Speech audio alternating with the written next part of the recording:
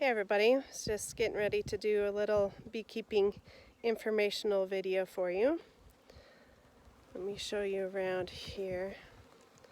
So these long hives in the back or directly behind me, those are called horizontal hives. And then the one farther back, those are more traditional beehives. Those are called Langstroth hives. And I've got another one back behind me here. And then a longer one back there. So today is basically my first time getting in the hives to do a full hive inspection in the spring. So I'm going to be checking to just kind of see the health of the hive, if they have any food left, and be looking for a queen. So let's get after it. To do a hive inspection on this Langstroth hive. So I'm giving them a little bit of smoke. We don't always smoke our bees, but I figured since I was going to be on camera, maybe it would be a good idea. So what the smoke does is it interrupts their communication system.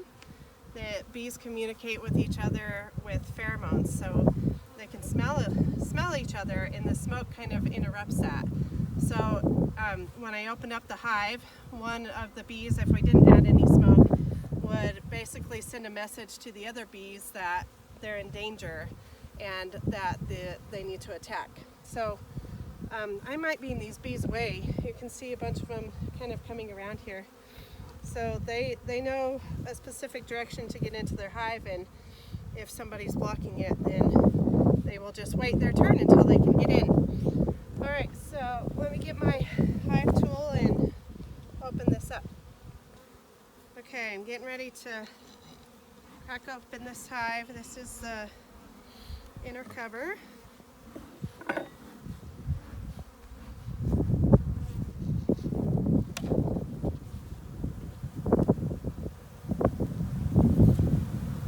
Just kind of blow the smoke, or the wind is going that direction, so just kind of give them a little bit of smoke. So the Langstroth hives have been around for a long time, and that's what a lot of beekeepers use. So the bees in nature, they like to build up, and so it's more of a natural action for them.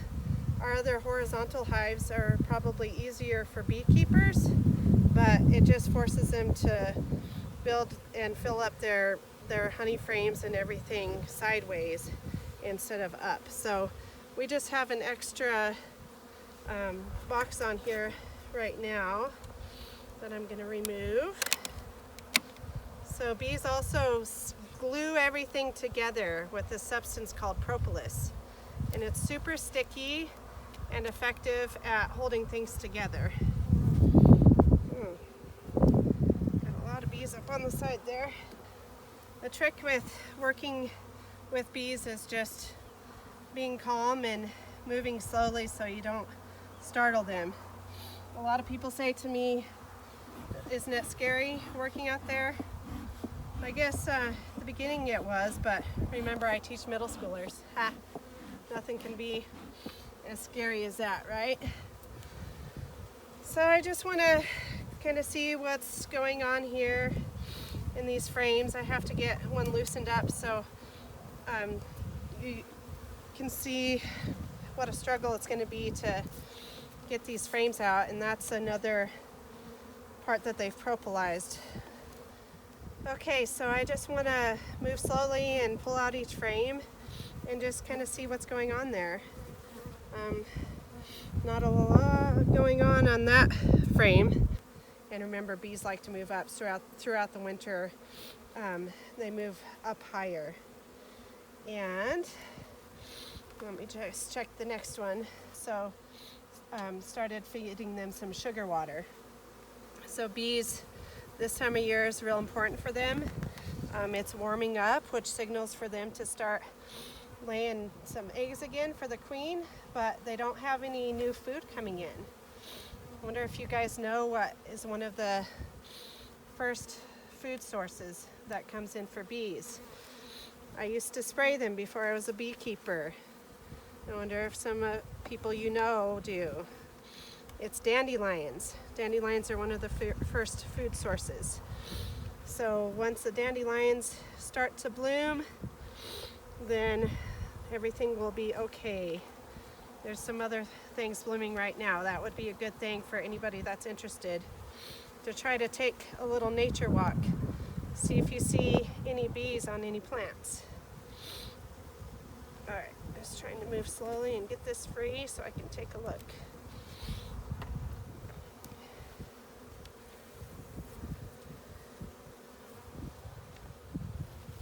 So every time I take a frame out, I'm looking for any brood. So that means where baby bees are laid.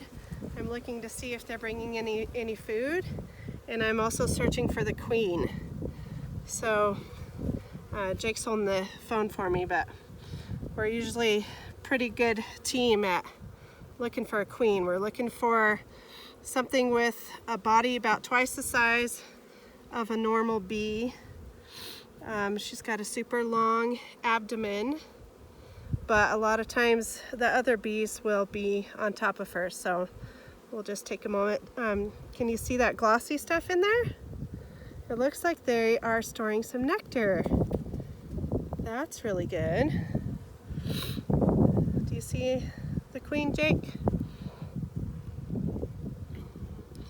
I don't see her yet either. Part of the reason for getting in here today is to make sure that they have a queen, so that's why it's important for us, maybe if we see any capped brood, and I'll point out what that is, then we'll know that we have a queen laying, even if we can't spot her. So there are basically only 3 different types of bees.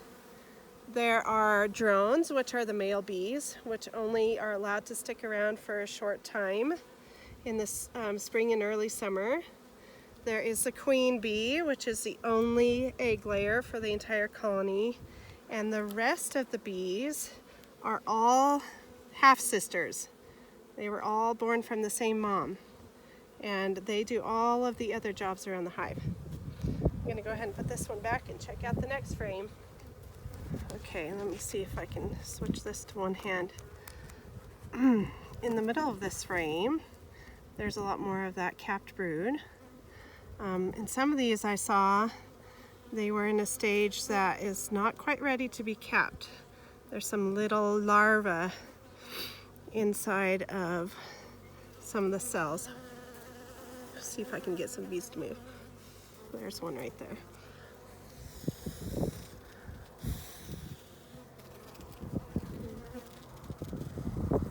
If you can see that or not. But that's good. Baby bees in the making. She's a lot darker. A lot of these bees are darker than the other colony. And let me see if I can use my light to prop this up. So the queen's right there. In here, this is all capped brood. So now we can see where it's got some baby bees in there. And there's our queen again. Hello, Your Majesty. Let's get her back in. Getting a little windy, so. Alright, here is. Ooh, I see something very exciting there. It's hard for me to point to it because I have my hands busy holding on to this and I don't want to let go. But the little cells that are covered, that is called capped brood. That means that there is a laying queen in here, and she's been laying long enough for the eggs to develop enough for it to be covered. There's a baby bee coming out, honey. Get it? You see it? Right there.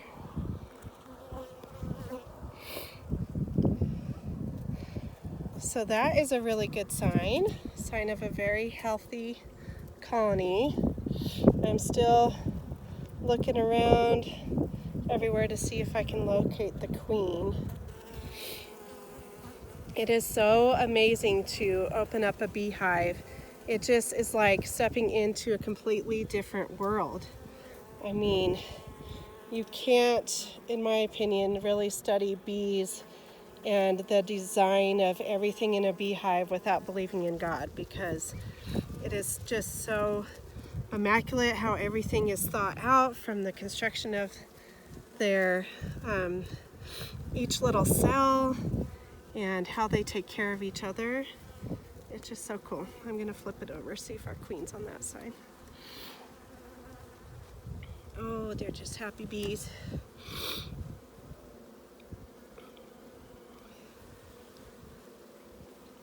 was looking for something that looks more like a kind of cockroach body rather than all the bees. It's like a Where's Waldo situation.